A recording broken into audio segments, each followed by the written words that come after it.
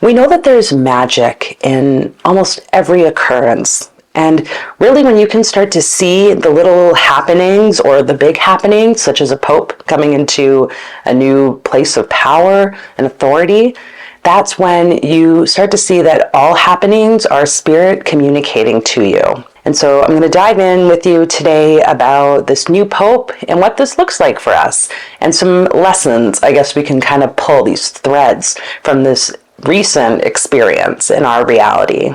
So stay tuned.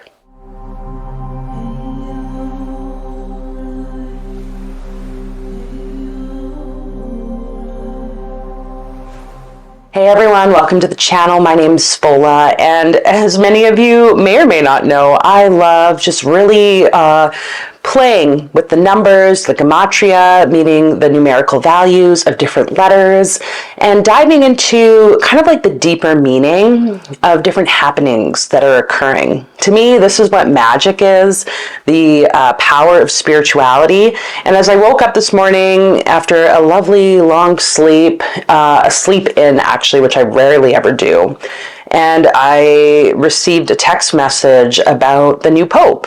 And I was like, oh, yes, this was happening. It's May being the fifth key, that of the Hierophant. And of course they would pick or choose the new pope on May 8th, 2025. And we're going to dive into what that all means. And I guess this is an encouragement for you to be curious. You know, it's a fine line, though, as with all things, of being in question, being curious, looking beyond what the physical reality is showing, and getting lost in the rabbit hole, which can sometimes happen, especially when we start a spiritual practice. So find a sense of grounding, a sense of balance as you go through this, as you start to tap into the power of gematria, the Qabalah, which is a lot of what I talk about on this channel. So this new pope, Robert Francis Prevost, I guess. This is the new pope, Pope Leo the 14th. And, you know, in gematria, the concept is that every letter equals a numerical value. And this comes from the Jewish Kabbalistic path or Jewish mystical path of Kabbalah. And it gives us a chance to see the deeper meaning of words, of things that are happening in our world, and connects us to the creation. Because really in the Kabbalistic path, it's like everything was created by God through these letters. Everything came to take form because of these letters and their deeper meaning. So I'm going to do my best to dive into this, but if we were to actually look at this concept of the Pope, this is highlighted, like I said, by the Hierophant. We have a sort of papal figure, this teacher, who is sitting between two pillars of gray, the pillars of wisdom. Usually in the Kabbalistic sense, these pillars are black and white, showing black as severity, white as a sense of mercy. Well, what it means when you mix black and white, you get gray. It's about joining the two and having a sense of wisdom, knowing how to function and operate, how to share knowledge. And so there's something here with this concept of the Pope, this new, I want to call authority figure. Maybe some of you have a negative view about like the Catholic Church or church in general, about people in power, a priest, whatever. It's like, I think because a lot of that's been negated and damned over the years by seeing people misusing power. I would like to think that this is sort of, we're finding ourselves in a bridge right now into a new world paradigm, a new world shift around what power looks like and how one can yield power and do so in a way that is positive. And that's not me saying that this Pope is going to be the best Pope ever, by the way. This is me just speaking to my, I guess, intuitive nudge that this Pope is probably going to show us a bit more of this. And that could look in all sorts of ways, right? Sometimes our greatest lessons come from the shadow. At least my experience. Again, that's why we have two pillars, severity in black, mercy in white. We often just want it to be all positive, light and love, though sometimes the dark needs to come through to guide us, to be a light. And that is key 9. Key 9, the Hermit, is the key that we are in this year, 2025. When you add 2 plus 2 plus 5, it equals to 9. So the Hermit is that which has the light, that which has been through all life experience, is clothed in gray here with the gray cloak, literally embodying the wisdom and shining a light for the rest of the world to see. Letting it be a guiding light for others who may still be at kind of at the bottom, because he's standing on the top of a mountain, sort of like at the bottom, we could say consciousness level, unaware, right? Maybe hasn't done the trek to the top of the mountain. And this is, the person in the Hermit position doesn't see themselves as better as. They see themselves as having almost like this responsibility. What do they say? With great power comes great responsibility. And I read something somewhere. I'm going to find it here for you because I really liked this website, what was mentioned around this concept of the 5.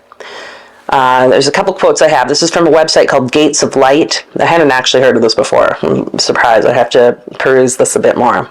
It says, with the basic principles digested from the prior keys, the teacher can now turn the attention to higher matters. The number 5 is a halfway point in the numbers from 1 to 9. 9. It is considered the number of man himself as the midpoint and the mediator between Mother Nature and God. And so this concept of what is the Pope, what is this, the priest, this person in the sort of authority figure, is literally this link.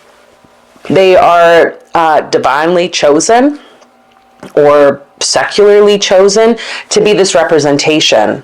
And I was reading to the Pope's first speech, and he was talking about Mother Mary. Again, Mother Mary to me, Mother Nature, the feminine energy. And all this feminine energy is really highlighted with the day that was chosen, knowingly, consciously, unconsciously. I would like to say that if you have a room full of men who acknowledge their deep connection to God within like the church, as happens during the conclave, then they would be connected to source. Again, putting your view, your belief about the Catholic Church aside, let's just acknowledge that, yes, some people can have a true connection. And of course, shadow exists everywhere. But this day of key 8, May 8th, was the day in which that new Pope was chosen. And 8 is key 8, the Strength card, a very feminine card, a very courageous card. And what do you see on this card that could possibly be tied to this new Pope? Leo. Literally, the Strength card is tied to the zodiacal sign Leo, which is a fixed fire sign, the lion. And so we can see here this bridge and this recognition, I guess, of these 3 cards by our Pope. Our Pope, I'm not Catholic, so I don't know. To me, everyone in the world is like connected to this figure. It's kind of an interesting scenario. I guess we find ourselves in that someone could just be put in a place like that. But anyway, it's all good. Pope Leo the 14th. Okay? The 14th. And I'm going to just bridge a bit more things to you here. We have the Pope as in like key 5, the Hierophant. We have Leo, which we could say is key 8 with the Leo lion. And we have this number 14, because that's the numerical equivalent to 14 in the Roman. 14, 1 plus 4 is 5. So we have like the Hierophant in that name, Pope Leo the 14th. So I just wanted to like highlight whatever you take of this. Again, it's not to be like conspiratorial, oh my God, but it's like there's something esoteric that underlies everything in our reality. Whether it's just a matter of whether you're willing to look at it and explore it and be curious. One way I've done this personally is to study the tarot cards. And I do this on YouTube. There's the Explore the Tarot keys. We're continuing through the 22 like major arcana keys, these archetypal keys. And yeah, maybe you want to check those out and begin your journey. That's totally up to you. But it can kind of be a great guide for you to start seeing things deeper. So much deeper. Okay, I'm going to go through my notes here. I wanted to just kind of comment a bit on what a BBC article mentioned about this new pope. So whatever you may hold up about this. In choosing the name Leo, Prevost has signified a commitment to dynamic social issues according to experts, whoever those experts are.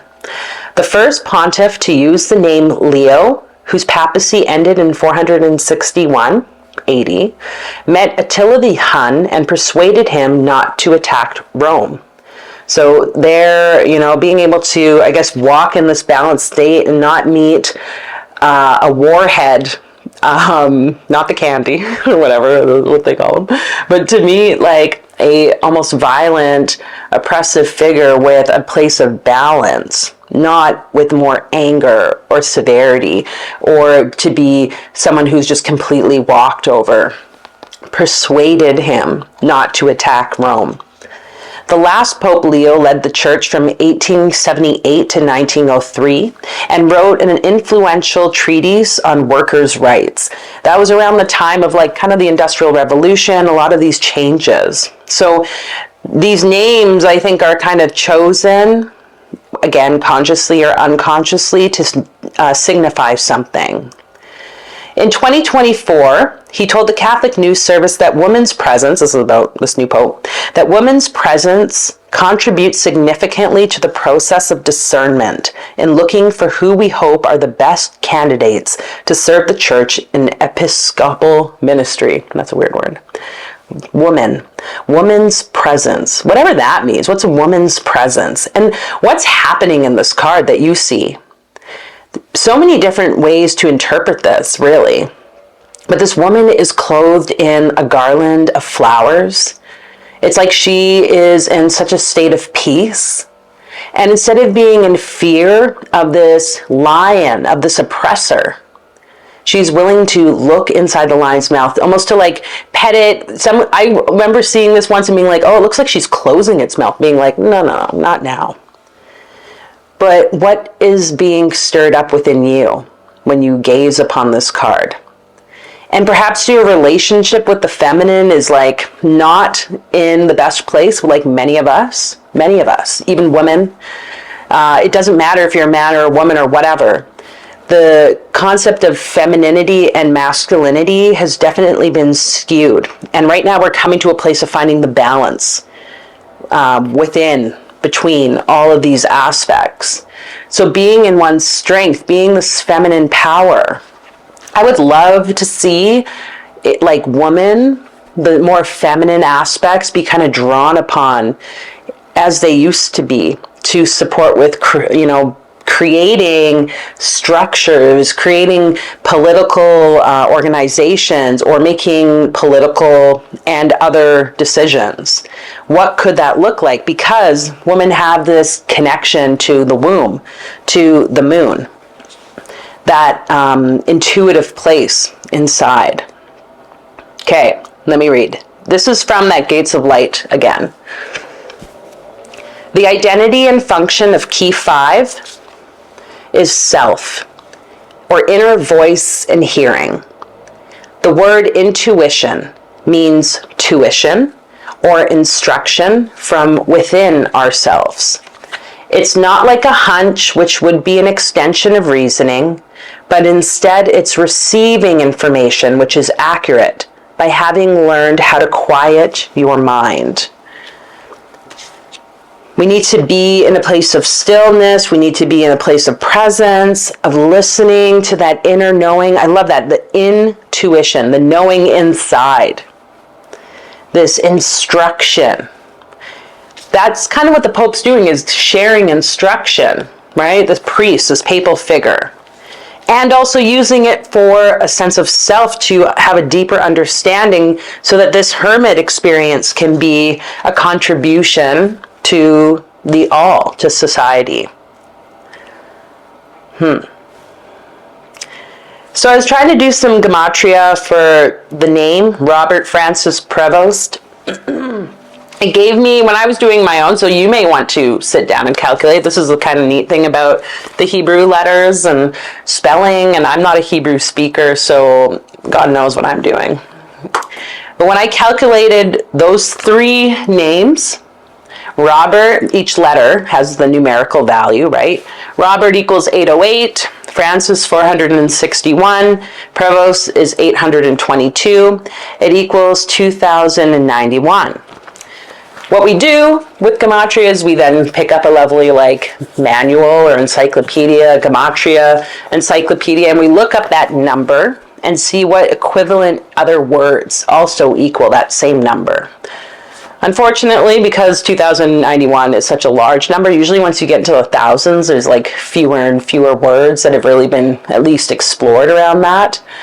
But 2091 had nothing listed as a corresponding name or word. But 2090, which is like right next to it, did. And the thing that pulled my eye was that the first word that was corresponding to it was a sentence that started with the word Peru. The sentence is Peru urevu umelu eth haaretz, which is, I believe, the Hebrew for the phrase, be fruitful and multiply and replenish the earth. Peru is where Robert Francis Prevost has basically spent the majority of his time, even though I believe he's an American. He would travel between the Central South Americas and North America. And so there's something here, excuse me, about this being fruitful, multiply, and replenish the earth. I mean, I just see that as what this woman is doing. You know, she is garland or blessed in this beautiful, like, well, garland, I guess, wrap around of flowers, and the earth is quite green. And there's something here that I think can really be a support for all of us. So 2090. When you look at these 3 keys and add them up, key 8, key 5, and key 9, you get the number 22. And number 22 has a few different words, such as yachad, which is union. But the thing that stood out the most to me was the 22nd path. So when we look at something like the Tree of Life, which I'm not sure if I have a picture here, in this book. When we look at the image of the Tree of Life, each of these lines between equals a path, and they all have a distinct major arcana card associated with them. Path 22 is the path that runs between Geburah and Tiferet at the center. This is the path of Lamed, the path of the Justice card, Libra, a very balanced energy. So we've moved, or the path, or this, I guess we could say, this key of the Pope, this day, May 8th, 2025, that key or tie is almost this bridging towards this space. And the reason I wanted to talk about that was because I just read somewhere about this concept of the different phases or length of time, I guess time periods that are moving us through these different spheres or the Sephiron on the tree.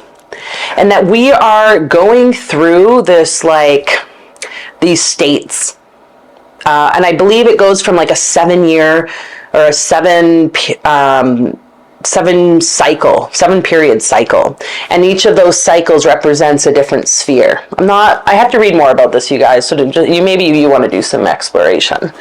My understanding was, though, Chesed is the mercy sphere. It's very much like, I just think of it would be like love and like expansive, like Jupiterian energy, just like, we could say that was kind of like, dare I even want to say like the Jesus time, like is how I'm interpreting it, though the Jesus time would really be this Tiferet sphere.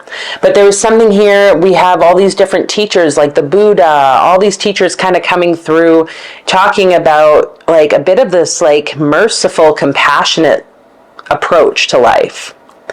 So we went through that for, I think it's like 2,000 years or something is what they say. And then we moved into, well, that's sphere 4. Then we moved into Geburah, the red sphere, which is a Mars energy. It's the severity. It's a very like warlike energy. And it's like we are here at this point, is what I understand from what I read. Makes sense. All the wars, all the division, not union, that is happening. The next step, though, is going to be sphere 6, Tiferet.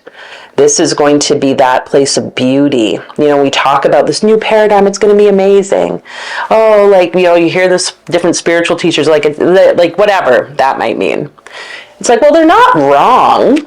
They're not wrong. Like, really, we are entering into this space, a heart-centered space. This because this sphere represents the heart.